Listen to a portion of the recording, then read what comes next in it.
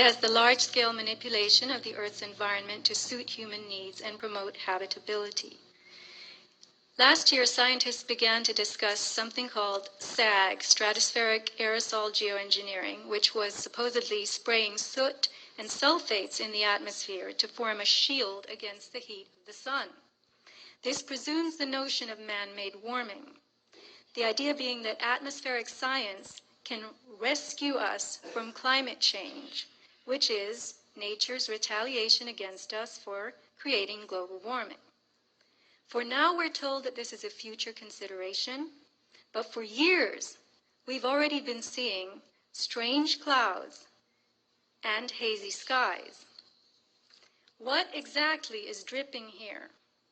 This is a photo I took, Cardiff, California, and I call these the bearded clouds. And here you have this new form, they tell us, new form of cloud, a hooked cloud called cirrus uncinus. And here you have asperatus. This is like the canopy effect, blanket. This is another picture I took. I had never seen this kind of cloud before. I'd only seen photos of it, and then it suddenly appeared. The presence of strange clouds, persistent haze, and impaired visibility is not just in the air and sky. It must be having an effect on the ground, on the Earth's soil and water. Francis Mangels is a retired federal wildlife biologist and botanist from Mount Shasta. And he notes that between the 1950s and 60s, jets did not leave many contrails. Today, what appear to be jet contrails are much more frequent and last for 10 to 20 hours. And here's what they look like over these beautiful mountains and lakes.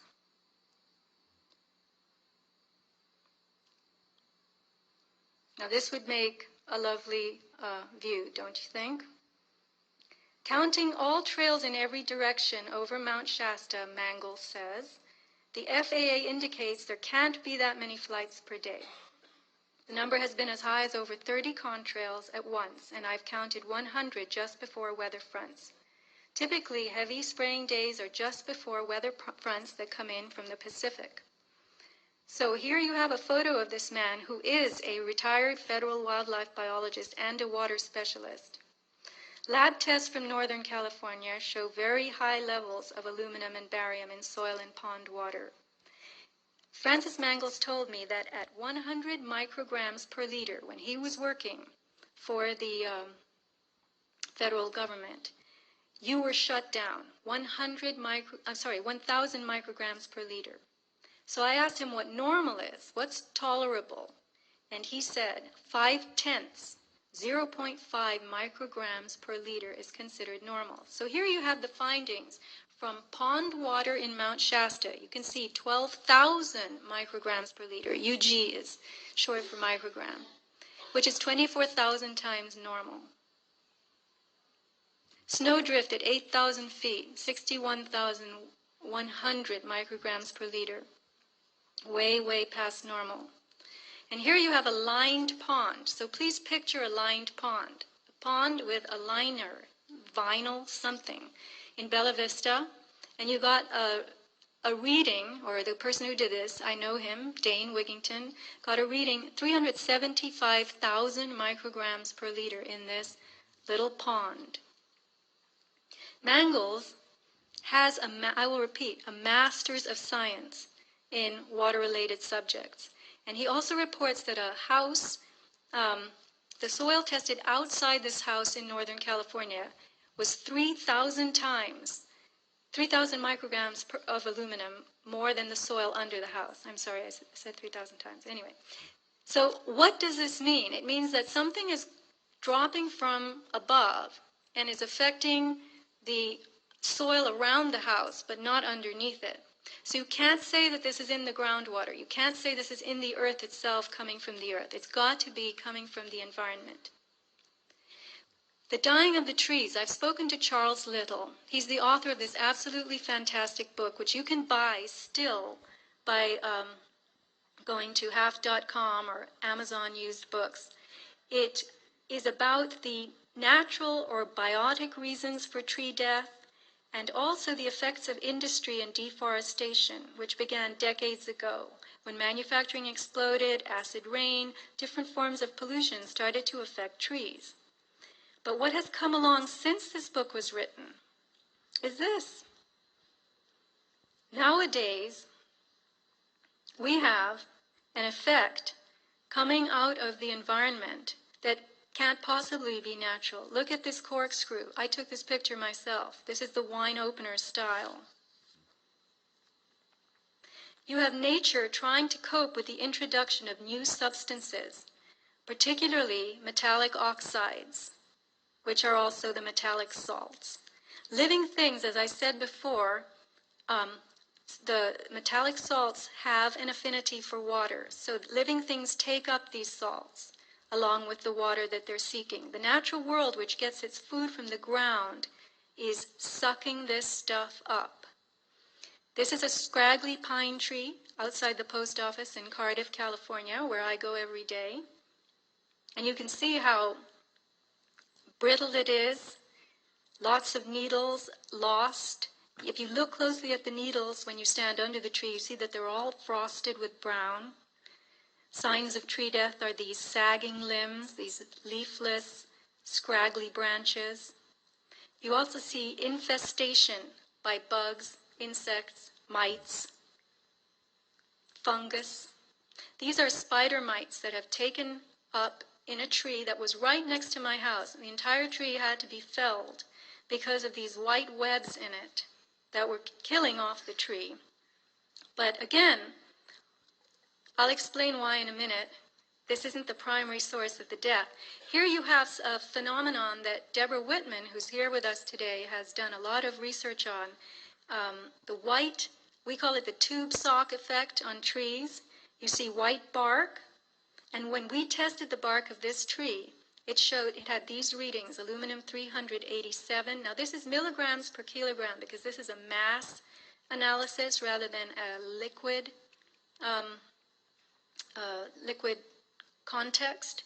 So you have barium at 18.4, strontium 113, and titanium 15.2. You can see again in these photos the enormous scorched look. That's a very dying, very unhealthy tree. And you see this other thing called secondary growth. The tufts on the trunk poking out, that's the tree giving itself, desperately trying to give itself a second stab at life. So when you look around you and you see these little growths, sometimes they're all the way along the trunk from the ground up. The beauty of an induced problem is that its twin is the solution. As nature begins to die, we will be told that science will have to step in to save it. So, you'll have GMO trees as the answer. The silent forest, they call it, genetically engineered trees, non-reproductive, no fruit, nuts, blossoms, no insects, animals, birds, low lignin, that's the wood fiber, which makes the tree very easy to cut and pulp. The silent forest will grow straight and tall and will be replenished by the state in what will be considered appropriate numbers and in appropriate locations. In May 2010, from this article, we learned that the USDA approved large-scale field trials of 200,000 GMO eucalyptus trees made by ArborGen, biotech company, to be planted from Florida to Texas. Now, we're told that the purpose of the trial planting is to evaluate whether such GM trees can become new sources of wood for paper and biofuels, also in the name of conservation and improvement. This is the story they give us. We're trying to conserve, we're trying to go green, we're trying to help. But then you come up against articles like this, 2008. This was from something called the MIT Technology Review. An article announcing biochemistry's development of toxicity-resistant crops. In particular, in this article, aluminum-resistant plants. So the article tells us that aluminum in soil stunts the growth of crops. Wheat, corn, and barley don't fare well in aluminum-laden soils. But now, plant scientists, have found a way to get the plant to shut down its own cell division, to stop the plant from shutting down its own cell division. Because when a plant encounters toxins in the soil, it says to itself, I don't want to keep growing. So it shuts down the cell division. But they have figured out a way to keep prompting those plants to produce reproduction. So this is a gene mutation, a single gene mutation that inactivates a protein so that the plant continues to grow. The quote from this article is very interesting. The plant is effectively blind to what's happening in the cell. And that's from biochemist Paul Larson. The mutant plants can maintain high levels of growth in the presence of toxic levels of aluminum, even if they sustain DNA damage.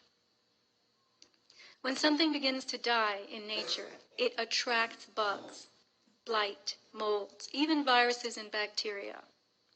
This is nature's way of hastening decomposition so that the dying form can become food for other living things. Today, we have an epidemic of tree decline all over the world, not just in America, but it's in Australia, it's in Europe. Thousands of square miles of die-off in the savannas and forests of many, many continents.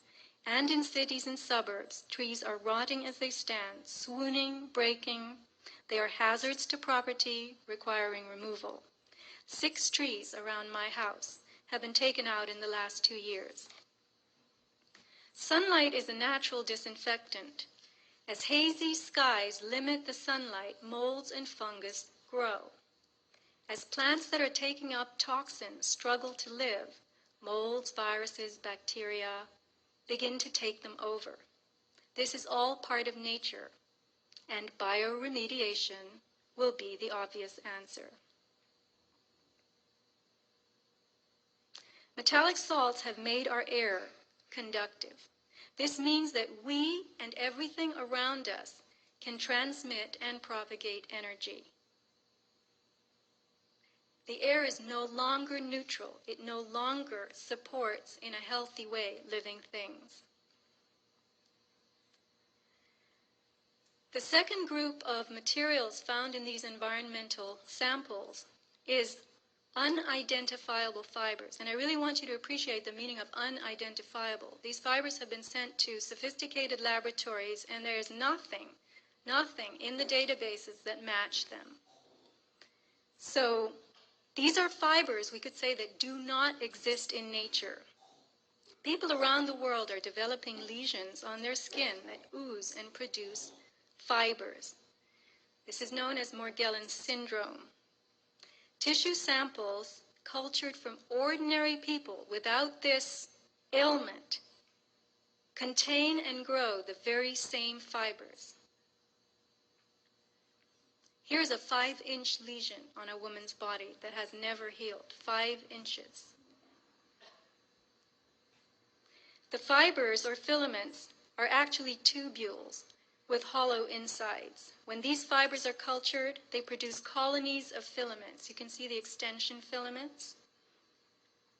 And these colonies continue to grow and reproduce, branching out into more filaments and more colonies. The filament cultures can be grown from saliva samples, tissue from the skin, mucus, urine, blood, from animals and people, regardless of the presence of the Morgellons condition. The fibers are segmented with visible structures inside them. So where do these fibers or filaments come from? Airborne environmental samples that were collected by Clifford Carnicom, he is a researcher in this subject, in 2000, the year 2000, gathered at high altitude on a mountain in New Mexico, showed the presence of those fibers, whose structure matches exactly the tubular filaments. When I say fibers and filaments, basically interchangeable, showing up in our blood, tissues, and skin. Additionally, the samples collected by Mr. Carnicom showed what he calls, and was called in biology, desiccated erythrocytes. This is a multisyllabic term, but it means dried red blood cells. So, why these were in the air. Why are dried red blood cells in the air? Very puzzling. A medical microscopist, a biologist specializing in microscopy, confirmed to him that they were human red blood cells, but that they had been engineered in some way so as to be preserved. So again, you have to ask yourself, if I were 5 years old, I would say, Mommy, what are red blood cells doing falling out of the sky? Biology divides life into 3 kingdoms: bacteria, archaea, and eukarya. Bacteria and archaea are simple organisms with no subcellular compartments. Eukarya are complex with defined cell compartments and internal organelles, mini organs like mitochondria that make DNA and energy for the cell. Plants, animals, and humans are eukaryotic, as are fungi and slime molds. The archaea are the hardiest of the life forms. They're able to withstand grinding pressure, heat, acidity, and alkalinity. They can live in volcanoes, geysers, and the ice shelf. Bacteria, on the other hand, will die in extreme heat and cold, which is why we cook and freeze our food. Now, the materials appearing within these filaments are as tough as archaea. They look like bacteria, and they self-replicate.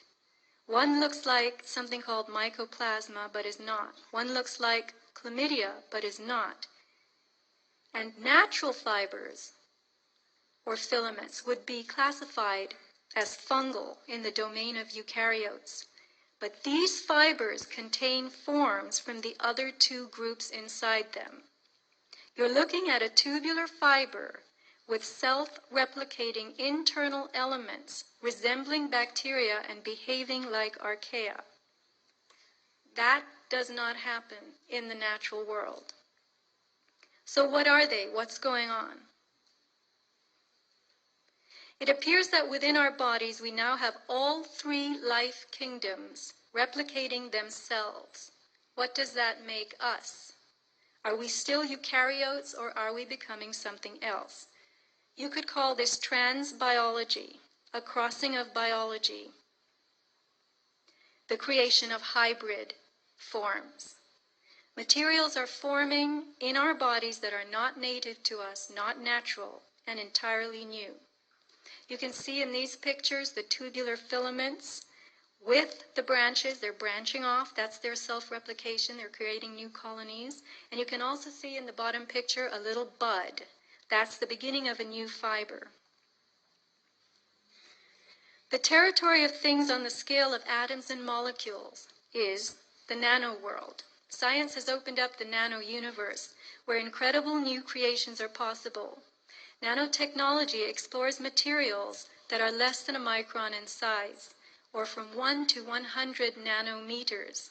And a nanometer is a billionth, 1/1000th of a meter. Nature and biology continually work on the nanoscale, assembling proteins and building with crystals to conduct the business of life. Spider webs are an example of that. Very fine filaments with enormous strength and flexibility because they contain nanoscale crystals. So let's go back to the filaments and the structures they contain, these ones that Clifford Carnicom has found. In those unidentifiable filaments, he has observed the formation of red blood cells and submicron-sized structures. So now you've got a filament making its own red blood cells. The engineered cells, the red blood, very, very tough, withstanding excesses of heat and chemicals, indicating that they are designed to endure almost anything. He has put them in a Bunsen flame, he has poured bleach on them, acid, and they still endure. In addition, they are able to replicate, growing outside of the body in a petri dish. This is highly sophisticated technology, going on by itself, not in a laboratory. So we're witnessing red blood growing outside, having nothing to do with the bone marrow, in a petri dish, in somebody's very low-level lab. Could it be that artificial materials are being introduced into living things? Here you have, this comes from the nanotech industry. It's what I call the nanotech pyramid. You start with materials, you go up to structures, processes, and devices. Could it be that artificial materials are being introduced into us to create new processes from the ground up, which processes will override our own natural biology, our own internal systems? People with advanced Morgellons syndrome started with fibers coming out of their skin, and they're now observing very strange crystalline forms and metallic devices. The fibers became multicolored, and now they were accompanied by plaques, strange, hard little, almost like shards. People say they're like glass, and they're colored. The lesions keep emitting these things. They don't heal over or close, sometimes for years. Here are more plaque structures, even grooved metallic devices. On the right, you'll see one device, the front and the back. These images are supplied by Jan Smith of MorgellonsExposed.com, who has done extensive research on biotech websites, looking for things that match what comes out of her body, and she's finding them. The fibers from her skin were from high-density polyethylene. And I'm going to read what she's written on her website. The bizarre nature of my findings suggests a man-made source. It occurred to me that if these pathogens were being bioengineered in a lab, they were made of multiple components. The mutated material might reproduce and intermittently send out a batch of identifiable debris, much like the original genetics. I call this type of debris throwbacks. It's her theory that when new life forms are made through this gene splicing and mutation, bioengineering and nanotechnology, they will self-replicate in all kinds of ways, creating different mutations in each generation.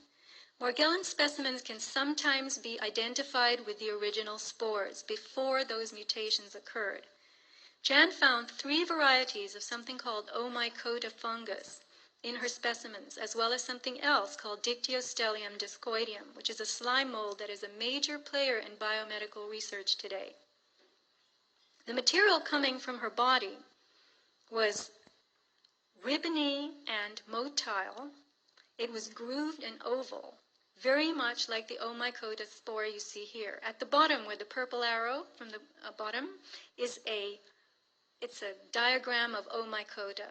And on the upper right, you see something that came out of Jan's body that looks exactly like Omycota.